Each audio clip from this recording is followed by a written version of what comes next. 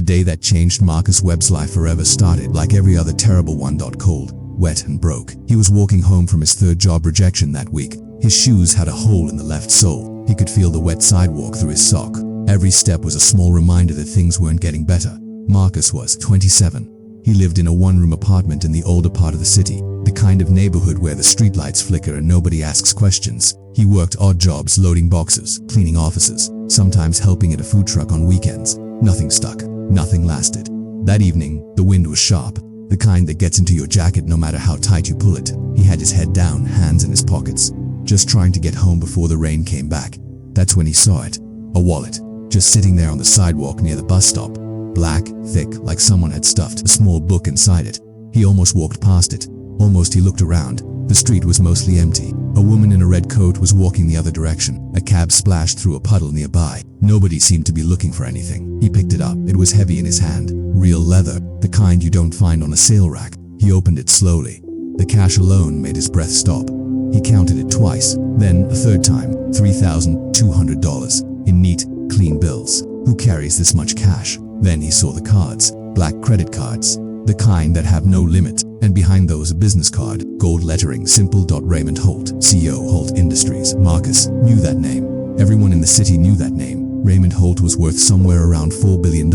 He owned half the commercial real estate downtown. His face was on the side of buildings. His name was on hospital wings, and somehow, his wallet was in Marcus Webb's hands. Marcus stood there for a long moment. The wind pushed at him. The sky above was dark purple and getting darker. $3,000. He thought about his rent, 2 months behind. His landlord had slipped a notice under his door that morning. He thought about the electric bill, the empty fridge, the rejection email still open on his phone. $3,000 would fix a lot of things. Nobody was watching. Nobody would ever know. He closed the wallet, then he opened it again. There was one more thing tucked inside. A small photo, worn at the edges. A little girl, maybe 5 years old, laughing on a swing. On the back, in faded ink, "My sunshine."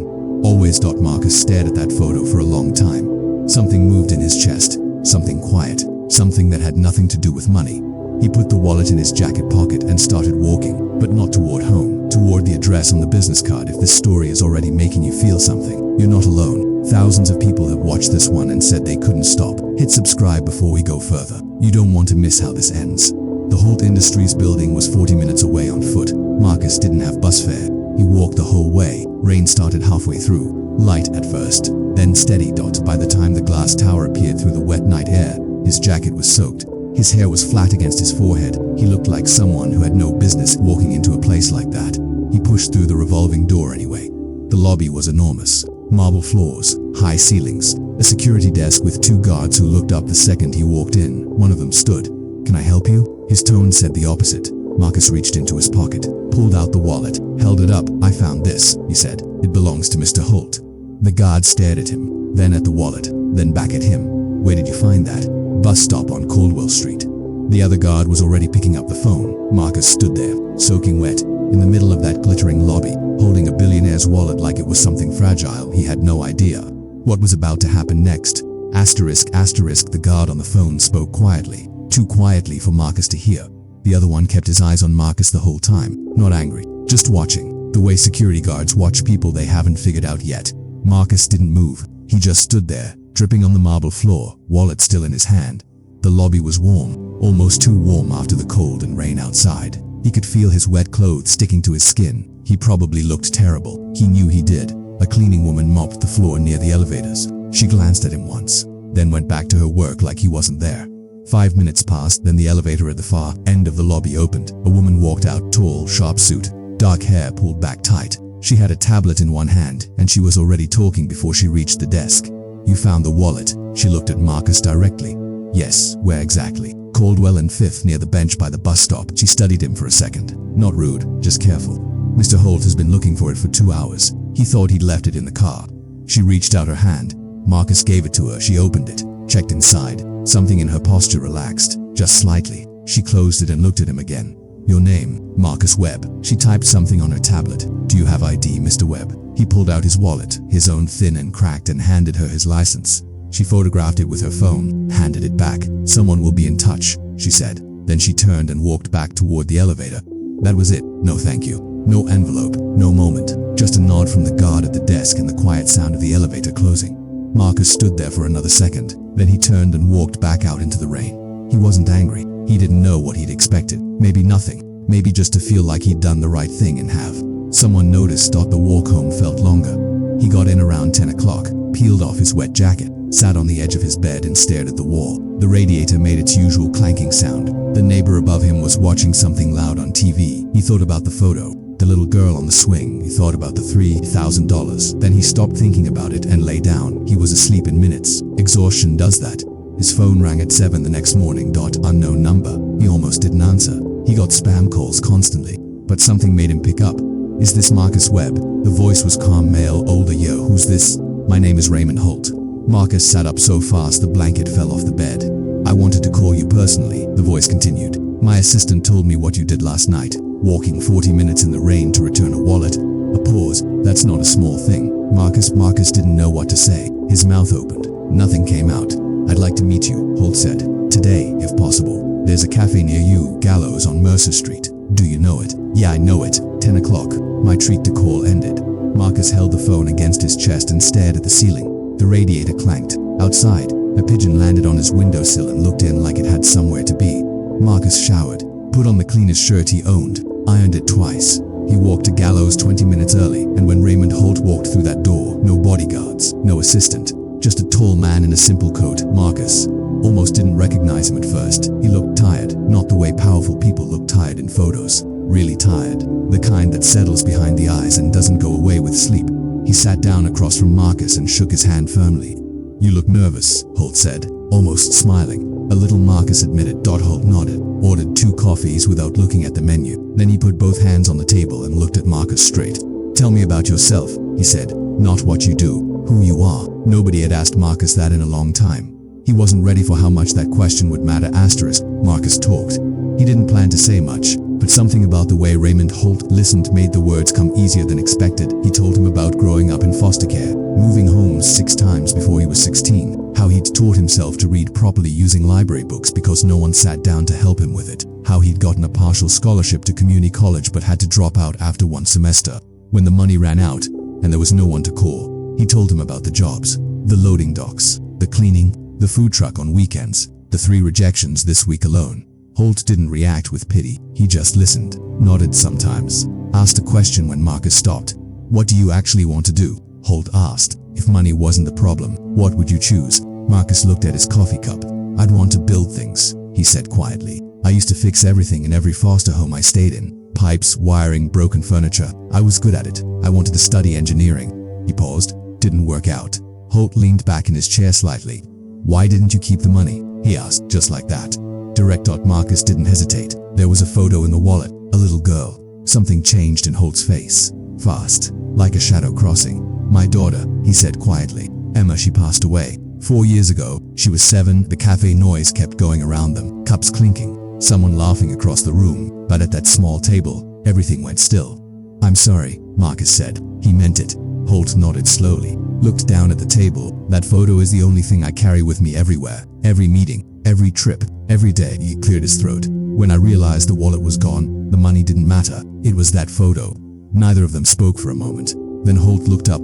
You walked 40 minutes in the rain, he said, knowing there was $3,000 inside, and you didn't keep $1. It wasn't mine, Marcus said simply. Holt studied him, long, quiet. I've been in business for 30 years, he said. I've met thousands of people, people with MBA, people with connections, people who would do anything to sit across from me. He tilted his head slightly. You're different. Marcus didn't know what to say to that, so he said nothing. Holt picked up his coffee, took a slow sip, set it down. I'm going to offer you something, he said, and I want you to think about it before you answer. Don't say yes just because I'm sitting here. Say yes because it's what you want. Marcus nodded. I'm launching a new division of Holt Industries, infrastructure development, buildings, bridges, community projects in lower income areas. He paused. I need someone on the ground, someone who understands what these communities actually need, not a consultant, not a suit, someone real. Marcus felt his chest tighten. I'd put you through a full engineering program, covered completely, housing, tuition, everything, and when you finish, there's a position waiting, real salary, real work. The words landed one at a time, like they needed space. Why me? Marcus asked.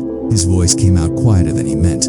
Because honest people are rare, Holt said. Genuinely honest. Not honest when it's easy, honest when it costs them something. Marcus looked out the window. A bus rolled past. A woman with a stroller walked by. Ordinary Thursday morning. The whole world just going on like nothing was happening. His hands were steady on the table, but inside he was shaking. "Can I ask you something?" Marcus said. "Go ahead." "The little girl in the photo, Emma," he paused. "Was she like you? Or was she her own kind of person?" Holt smiled. "The first real one." It changed his whole face. "She was nothing like me," he said softly. "She was better." Marcus nodded. Something settled in him. "Up. Do it," he said. Holt extended his hand across the table. Marcus shook it. Neither of them knew yet how complicated the road ahead would get. The first month was overwhelming. Marcus moved into a small furnished apartment near the university campus. It was clean, quiet. It had a window that got morning light. He stood in the middle of it the first evening with a single bag on the floor and didn't know what to do with himself. He'd never had this before. Stability, a plan, something waiting on the other side. He enrolled in the engineering program the following week. He was the oldest in most of his classes. 27 in a room full of 19-year-olds who grew up with tutors in stable homes and parents who helped with homework. He didn't let it bother him much. He stayed up later than anyone, studied harder, asked more questions. Some of the younger students looked at him sideways at first. The older guy in the back, quiet, serious, always taking notes by hand. But within a month, they were coming to him with questions. He had a way of explaining things that made sense. He'd worked with pipes and wiring and load-bearing walls with his hands. Theory clicked faster when you'd already felt the real version of it. Holt checked in once a month. Just a phone call, never long. He'd ask how the coursework was going, whether Marcus needed anything. Marcus always said he was fine, and mostly he was. Then, 3 months in, something went wrong. A journalist published a story. The headline was sharp. "Billionaires PR stunt. Did Raymond Holt manufacture a charity case?" The article claimed the whole thing was staged, that Holt's team had planted the wallet, that Marcus was a hired actor in a story designed to rebuild Holt's public image after a bad quarter, and some noise about a lawsuit involving one of his development projects. Marcus read it at 7 in the morning, sitting on the edge of his bed. His phone started buzzing within our classmates who'd seen it shared it in their group chat. Someone in the program dropped a link with a question mark. Nothing mean, just the thing people do when they're curious and don't think about how it lands. Marcus sat very still. He knew what was true, but knowing something is true and watching people doubt it are two different feelings, and they both live in your chest at the same time, and it gets crowded. Who called Holt? The phone rang twice. "I saw it," Holt said before Marcus could speak. "Did you know it was coming? My legal team flagged it yesterday. I should have warned you." "I'm sorry," Marcus exhaled. He hadn't realized he'd been holding his breath. "Is any of it true?" Marcus asked. He needed to hear it directly. "No," Holt said. "Flat, clean. It came from a competitor who has reasons to make me look bad. They found your name in a public report and built a story around it." A pause. "I'm not going to fight it publicly. That's what they want. But I understand if you want to step back from this." That last sentence surprised Marcus. "Why would I step back?" "Because your name is attached to it now. People will look at you differently. Some already are. I won't hold you to any of this if it becomes a burden." Marcus looked out the window. Morning light on the street below. Someone walking a dog. A kid on a bike. "I came from nothing," Marcus said slowly. "I've had people doubt me my whole life. This isn't new." He paused. "I'm not walking away from the first real chance I've ever had because someone wrote a bad article." Holt didn't respond right away. When he did, his voice was different. "Quieter, okay," he said, "then keep going." Marcus went to class that day, sat in the back like always, took his notes by hand like always. One of the younger students, a girl named Priya who always sat 2 seats over, leaned across and said quietly, "I don't believe that article. For what it's worth." "Thanks," Marcus said. He meant that too. But the article wasn't finished causing damage because that afternoon someone sent it to Marcus's old landlord, who forwarded it to someone else. And that someone else was a person from Marcus's past. Someone who saw an opportunity in a story like this. And they were already making a phone call, asterisk. His name was Derek Cole. Marcus had known him for 6 years, or thought he had. They'd worked the same loading dock for almost 2 years. Same shift, same breaks, same cold mornings hauling boxes before the sun came up. Derek called himself Marcus's friend. Marcus believed him. Then Derek had borrowed $400, said it was for a medical bill, said he'd pay it back in 2 weeks. That was 3 years ago. Marcus never saw the money again. He also stopped seeing Derek. Now Derek was calling him. Marcus stared at his phone. The name sat on the screen like something he'd buried. He answered. "Saw you in the news," Derek said. His voice was the same. Loose, easy, the kind of voice that made you think nothing was wrong before you realized everything was. "What do you want, Derek?" "Nothing bad. Just wanted to catch up." A pause. "And maybe talk about an opportunity." Marcus leaned against the wall of his apartment. "What kind of opportunity?" "Word is you're in good with Raymond Holt now. Real good." Another pause. I've got some business ideas, things I've been sitting on. I just need someone to make an introduction. Get me in the room. You do that, and I'll make it worth your while. There it was. Marcus had heard this kind of sentence his whole life. Different words, same shape. Someone wanting to use the one small thing he had. I'm not doing that, Marcus said. Derek's tone shifted. Just slightly. Come on, we go back. You owe me. Marcus almost laughed. He didn't. I don't owe you anything, Derek. I helped you out plenty back then. You borrowed $400 and disappeared. Marcus kept his voice level. We're done here. He hung up. He stood in the quiet of his apartment for a moment. His heart was beating faster than the conversation deserved. That's what old wounds do. They react before your brain catches up. He pushed it down, made tea, opened his textbook. But Derek didn't stop. 2 days later, Marcus got a message from a number he didn't recognize. It was a screenshot, a text exchange between Derek and someone else. Marcus couldn't see where Derek was claiming. Marcus had promised him money, a cut of whatever Holt was giving him. Made up numbers, fabricated dates. Below the screenshot was one line. This goes to that journalist. Unless we talk blackmail, clumsy, desperate but real. Marcus sat with it. Read it 3 times. Then he did something Derek didn't expect. He forwarded everything directly to Holt's assistant with a single note. Wanted you to be aware of this. Not asking for help, just keeping you informed. Within 4 hours, Holt's legal team had contacted Derek. Marcus never heard from him again. But the whole episode shook something loose inside him. Something he'd been trying not to think about his whole life. People had appeared when things started going well. Not to celebrate with him. To take something. To attach themselves to any small piece of light he managed to find. It made him wonder. Not about Holt. He trusted that. But about himself. Did he deserve this? Really, he knew how that thought worked. It was a familiar one. It showed up in the quiet hours between midnight and 3 a.m. when the apartment felt too still. You came from nothing. You have nothing to offer. This is a mistake, and eventually everyone will see it. He'd fought that voice his whole life. He sat at his desk one night, very late, his engineering notes spread out in front of him, a problem set half finished. The building outside was dark except for one light 2 floors up, someone else awake, working, fighting their own something. He picked up the pen. He finished the problem set, all of it, every question. Then he checked his answers twice. He went to sleep at 2 in the morning. He woke up at 6. He went back to class. Months passed. The article faded. Derek disappeared. The semester turned. Marcus's grades were strong. His professors noticed. One of them, a woman who'd been teaching structural engineering for 20 years, stopped him after class one afternoon. You have a natural understanding of load distribution, she said. It's unusual. Most students learn it. You seem to feel it. Marcus thought about all the broken things he'd fixed with his hands over the years, all the weight he'd learned to read before he ever knew the technical word for it. I've had a lot of practice, he said. She smiled. It shows. Spring arrived. The city softened. The trees along the campus path went green almost overnight. Marcus turned 28 quietly. No party. He bought himself a good meal for the first time in his life. Sat at a table by the window of a restaurant. Ordered something he couldn't pronounce and ate every bite. He thought about where he'd been a year ago. Wet shoes. Empty fridge. 3 rejections in 1 week. A wallet sitting on the sidewalk in the rain. He thought about the choice he made that night, and then his phone rang. It was Holt. I need you to come to the office, he said. There's something I want to show you. Something important. His voice had a weight to it. Not bad, not good, just significant. Marcus didn't sleep much that night. The Holt Industries building looked different in the morning light. Marcus had only been inside it once.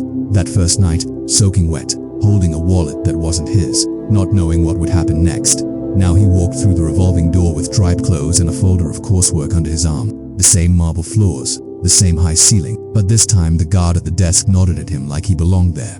That small thing meant more than it probably should have. Holt's assistant, the sharp woman from the first night, whose name was Claire, met him at the elevator. She was warmer now. Or maybe Marcus was just less afraid. She brought him to a conference room on the 14th floor, floor-to-ceiling windows, the whole city laid out below like a map. Marcus stood at the glass for a moment and just looked.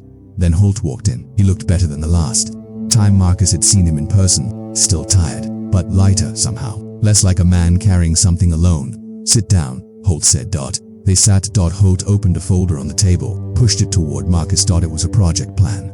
Marcus scanned it. His eyes moved fast. Months of engineering study had trained him to read technical documents quickly. But this wasn't just technical. The project was called the Emma Initiative. Named after her, it was a community development program. Real buildings, affordable housing, community centers. Designed for the exact kind of neighborhoods Marcus had grown up in. The kind where the streetlights flickered and nobody asked questions. I've been planning this for 2 years, Holt said, but I couldn't find the right person to lead the ground level work. Someone who would actually understand what these communities needed from the inside. He paused. I think you're that person. Marcus looked up from the folder. You're not finished with the program yet, Holt continued. I know that this isn't a job offer for today. This is a job offer for the moment you're ready. Everything you're learning, the structural engineering, the urban planning, the design, it all feeds directly into this. Marcus set the folder down slowly. Why did you name it after her? He asked. Holt was quiet for a moment. Because Emma used to ask me why some neighborhoods got nice parks and others didn't. She was 5. She asked the question like it was obvious, like any reasonable person would want to fix it. He looked out the window. She was right. It was obvious. I just needed someone to remind me. Marcus felt something press hard against the inside of his chest, the kind of feeling that doesn't have a clean name, grief and purpose tangled up together. I'll finish the program, Marcus said, and then I'll do this right.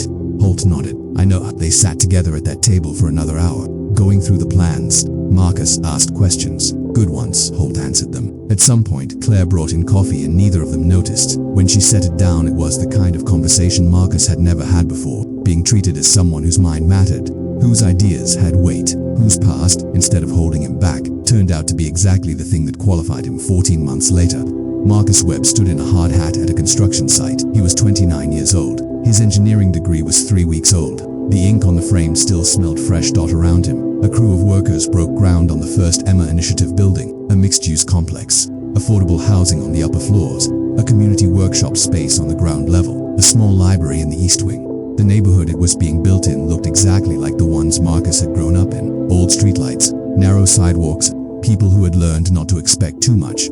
He watched a group of kids on bikes stop at the fence to look at the construction. One of them, a boy, maybe 10, pressed his face against the chain link and stared. Marcus walked over. You live around here? He asked. The kid looked up, nodded. What's that gonna be? The boy asked. Marcus crouched down slightly. A building for people like you and me. The kid looked at the site for another moment, then back at Marcus. Did you build it? I'm helping. A lot of people are helping. The boy nodded like that made sense. Then he got back on his bike and rode off down the street. Marcus stood up. He thought about a sidewalk in the rain, a wallet on the ground, a photo with worn edges. My sunshine always. He thought about all the nights the voice told him he didn't deserve anything, all the mornings he got up anyway. He thought about how close he came to just walking past it. All of it. From one choice, one moment. Not the big dramatic kind of moment that gets written up as a story, just a quiet one. A man in wet shoes deciding who he wanted to be when no one was watching. That was the whole thing. Really, that was all it ever was. The construction site hummed behind him, metal on metal, voices calling back and forth. Something being built from nothing. He put on his hard hat and walked back in.